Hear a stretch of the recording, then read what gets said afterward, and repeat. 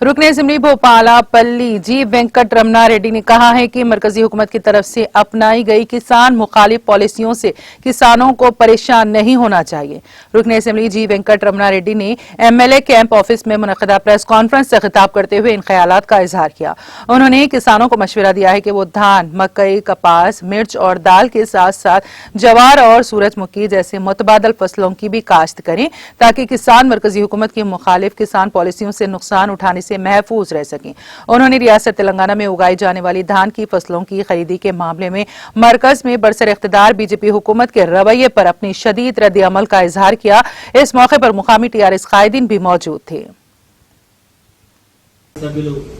రంజిత్ రెడ్డి గారు కూడా కరోనా వచ్చింది। నిజంగా వాళ్ళు ఇక్కడ పరిస్థితులు డెలివరీ కాబట్టి అక్కడ వ్యాధి వచ్చింది కాబట్టి ఈ రోజు మనం ఒక ప్రాంతం నుంచి ఒక ప్రాంతానికి పోయినప్పుడు ఈ వ్యాధి సోకే అవకాశాలు ఉన్నాయి కాబట్టి ప్రజలు కూడా అవసరానికంటే ఎక్కువగా మరి దీన్ని తిరగకుండా దీన్ని కట్టడి చేయడం కొరకు మనమే సెల్ఫ్ క్వారంటైన్ ప్రకటించుకొని మన అవసరమైతే తప్ప బయటకు పోకుండా దీన్ని కొంత కంట్రోల్ చేయాలి। ఎందుకంటే వ్యాధి యొక్క లక్షణాలు చాలా సీరియస్గా ఉన్నాయని చెప్తున్న నేపథ్యంలో జాగ్రత్తగా ఉండమని కోరుతూ మరి ఈరోజు భూపాలపల్లి జయశంకర్ జిల్లాలో ఉండేటువంటి 100 బెడ్ హాస్పిటల్ కొరకు సిబ్బంది నియామకం కొరకు మొన్న నేను మధ్యకాలంలో రాష్ట్ర ముఖ్యమంత్రి గారిని అదేవిధంగా చీఫ్ సెక్రటరీని కలిసి చాలా సీరియస్గా ఇక్కడ ఉండేటువంటి అంశాన్ని వారితో మాట్లాడిన తర్వాత మనతో పాటు ఏవైతే గతంలో పెండింగ్లో ఉండేటువంటి వాటిని అన్నింటినీ కూడా హెల్త్కు సంబంధించినటువంటి ఎంప్లాయ్మెంట్కు సంబంధించినటువంటి శాంక్షన్స్ కూడా ఇవ్వడం జరిగింది। మన భూపాలపల్లి జయశంకర్ జిల్లాకు 204 మంది పర్మనెంట్ ఎంప్లాయ్మెంట్ కొరకు మరి నోటిఫికేషన్ కూడా ఇవ్వడం జరిగింది। రేపు మాపో వీటిని వీలైన తొందరలో నియామకాలు పూర్తి చేసి ఈ 100 బెడ్ హాస్పిటల్ను ప్రారంభించుకోవడం జరుగుతుంది। అంతేకాకుండా డిస్ట్రిక్ట్ హాస్పిటల్ కొరకు కూడా దాదాపు మొన్న మధ్యకాలంలోనే 56 కోట్ల రూపాయల నిధులు శాంక్షన్ చేసినాం। దాదాపు 35 కోట్లతోటి మరి బిల్డింగ్ పనులకు మరి టెండర్ కూడా ఇవ్వడం జరిగింది। మరి 6వ తారీఖు నాడు 3వ తారీఖు నాడు టెండర్ ప్రక్రియ కూడా పూర్తి కాబోతోంది। అదేవిధంగా హాస్పిటల్కు సంబంధించి కావాల్సినటువంటి బెడ్స్ కానీ, ఎక్స్రే కానీ, సిటీ స్కాన్ కానీ అనేక పరికరాల కొరకు మరి దాదాపు 8 హాస్పిటల్కి సంబంధించి అప్గ్రేడేషన్ కొరకు 200 కోట్ల రూపాయలతోటి టెండర్ కూడా పిలవడం జరిగింది। Medical infrastructure corporation, Telangana medical infrastructure corporation వాళ్ళు ఈ 200 కోట్ల రూపాయలకు సంబంధించినటువంటి మరి టెండర్స్ ద్వారా కొనుగోలు చేయడానికి అవి వచ్చిన తర్వాత మరి హాస్పిటల్ కూడా ప్రారంభించుకోవడం జరుగుతుంది।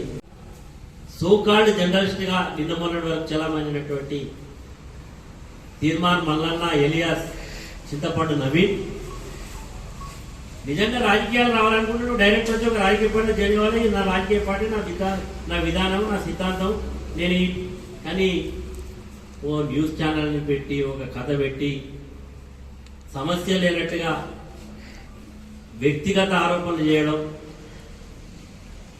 వ్యక్తిగత దూషణలకు పోవడం, సందర్భం లేనటువంటి క్వశ్చన్స్ పెట్టి ఒపీనియన్ అడగడం, రాష్ట్ర ముఖ్యమంత్రి మనవడి మీద హిమాంశు మీద నిజంగా సభ్య సమాజం తలదించుకోవాలి। బీజేపీ నాయకులు కూడా కేంద్రంలో ఉండేటువంటి బీజేపీ నాయకులు ఇలాంటి చౌకబారు విధులను తీసుకోవాల్సిన అవసరం ఉందా? పార్టీలలోకి ఆలోచన చేయాలి। మీడియా దృష్టిలో ఇలాంటి చర్యలను మీరు కూడా ఖండించాలి। ఏది పడుతుంది ఎవరిని పడితే వాళ్ళ మీద ఇష్టం వచ్చినట్టు భాష, తీరు, వ్యవహారం ఇది అది నిజంగా చెప్పాలి జర్నలిజానికి అవమానకరం ఇలాంటి వ్యక్తులు ఉన్నాం। కాబట్టి ఇలాంటి విషయంలో మేము టీఆర్ఎస్ పార్టీ ముక్తకంఠంతో ఖండిస్తా ఉన్నాం। బీజేపీ నాయకత్వాన్ని కూడా ప్రశ్నిస్తున్నాం। మీ విధానం ఇదేనా? మీ పద్ధతి ఇదేనా? ఈ రకమైనటువంటి వ్యక్తుల ద్వారా రాజకీయ పపం కట్టుకోవాలనుకుంటున్నారా? ఇది మంచి పద్ధతి కాదు, మంచి సాంప్రదాయం కాదు। ప్రజాస్వామ్యం 3 పూలు ఆలకాయలుగా ఉండాలంటే మీడియాలో మేము నెగటివ్ వార్తలు వస్తాయి, పాజిటివ్గా తీసుకుంటాం, అదేమన్నా అదే। కానీ ఈరోజు ఏదో మాటలు ఏదో పట్టగాసు మీద చేయడం ఇవన్నీ జరుగుతూ ఉన్నాయి।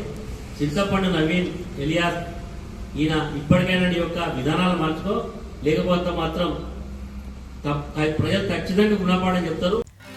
नाज़रीन, हमारे टीटीवी न्यूज़ को सब्सक्राइब करें, बेल आइकॉन को प्रेस करें, शेयर करें और लाइक करना ना भूलें।